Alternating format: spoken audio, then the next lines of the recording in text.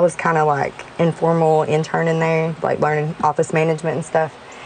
And I went over to his office to learn how to take a deposition. And that was the first interaction that I had with him as far as the sex and stuff goes. What happened? I gave him oral with my shirt pulled down, and whenever we were done, he threw money in my face, told me to clean myself up, and reminded me that I knew better than to tell my sister. And what was his job at that time? Assistant Commonwealth Attorney. And then through that point, that's when he started introducing me to his friends, the other lawyers, and we would do sex parties and perform shows and have sex with them for money. Did you feel like you could say no?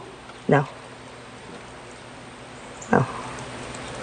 No, and they would make sure to make you feel as small and degraded and belittled as possible to take your power away, you know? Also, like, I have to say, like, we were having fun, too.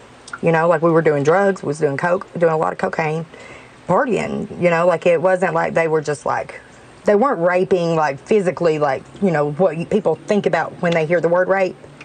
It was consensual. The whole town was doing it, you know? Nobody cares. They're all swingers. It's all a big party to them. It was just, like, so normal.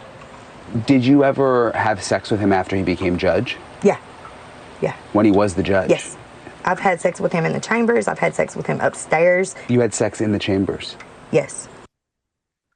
Ashley, oh my goodness. Right? I'm going to make sure that my Netflix subscription is renewed for sure, because this is huge. I know. I want to buy into that documentary. How does this help the defense if it's not so painfully obvious? You know, it actually, so how I think it can help the defense, and one of the things I want to talk about is the fact that the defense actually filed a motion for a different venue. No, no, no. You don't want a different venue. She just said this whole town knows about these sex parties. You know that's not going to come in at trial. The only thing that could potentially come in is if what the sheriff had knowledge of. So if he had knowledge that his daughter, perhaps, let's just say maybe that was something about the text.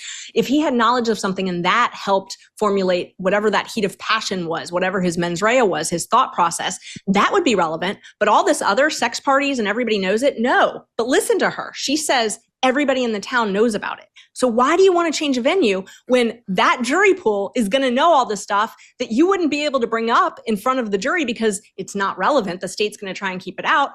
But boom, you have it already.